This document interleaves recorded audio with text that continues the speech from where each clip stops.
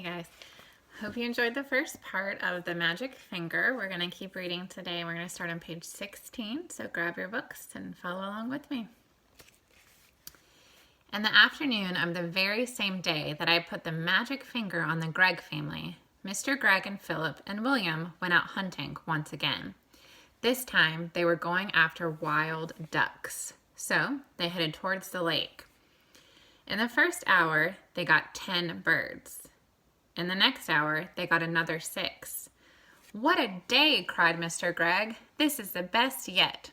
He was beside himself with joy. Just then, 4 more wild ducks flew over their heads. They were flying very low. They were easy to hit. Bang, bang, bang, bang went the guns. The ducks flew on. "We missed," said Mr. Gregg. "That's funny." Then, to everyone's surprise, the 4 ducks turned around and came flying right back to the guns. "Hey," said Mr. Gregg, "what on earth are they doing? They are really asking for it this time." He shot at them again. So did the boys. And again, they all missed. Mr. Gregg got very red in the face. "It's the light," he said. "It's getting too dark to see. Let's go home." So they started for home, carrying with them the 16 birds they had shot before. But the 4 ducks would not leave them alone. They now began flying around and around the hunters as they walked away. Mr. Gregg did not like it one bit. "Be off," he cried, and he shot at them many more times. But it was no good. He simply could not hit them. All the way home, those 4 ducks flew around in the sky above their heads, and nothing would make them go away. Late that night, after Philip and William had gone to bed, Mr. Gregg went outside to get some wood for the fire. He was crossing a yard when all at once he heard the call of a wild duck in the sky. He stopped and looked up. The night was very still. There was a thin yellow moon over the trees on the hill, and the sky was filled with stars.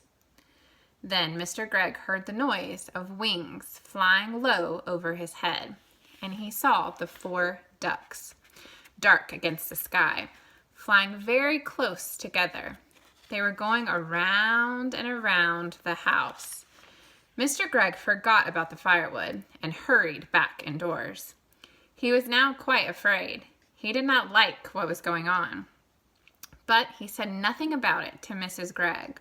All he said was, "Come on, let's go to bed. I feel tired." So they went to bed and to sleep.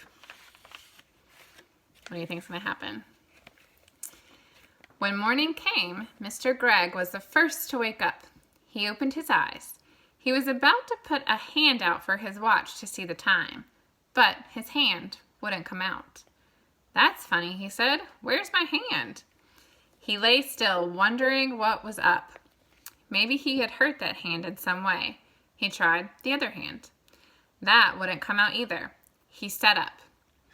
Then, for the first time, he saw what he looked like. He gave a yell and jumped out of bed. Mrs. Gregg woke up, and when she saw Mr. Gregg standing there on the floor, she gave a yell too. For he was now a tiny little man. He was maybe as tall as the seat of a chair, but no taller. And where his arms had been, he had a pair of duck's wings instead. But, cried Mrs. Gregg, going purple in the face. "My dear man, what has happened to you?" "What's happened to both of us, you mean?" shouted Mr. Gregg. It was Mrs. Gregg's turn now to jump out of bed. She ran to look at herself in the glass, but she was not tall enough to see it. She was even smaller than Mr. Gregg, and she, too, had got wings instead of arms.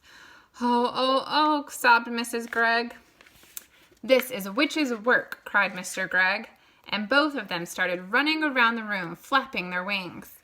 A minute later, Philip and William burst in. The same thing had happened to them. They had wings and no arms, and they were really tiny. They were about as big as robins. "Mama, Mama, Mama," chirped Philip. "Look, Mama, we can fly!" And they flew up into the air. "Come down at once," said Mrs. Gregg. "You're much too high." But before she could say another word, Philip and William had flown right out of the window. So we're going to stop there, and we're going to pick up again tomorrow. So this is getting pretty exciting. See you guys tomorrow. Bye.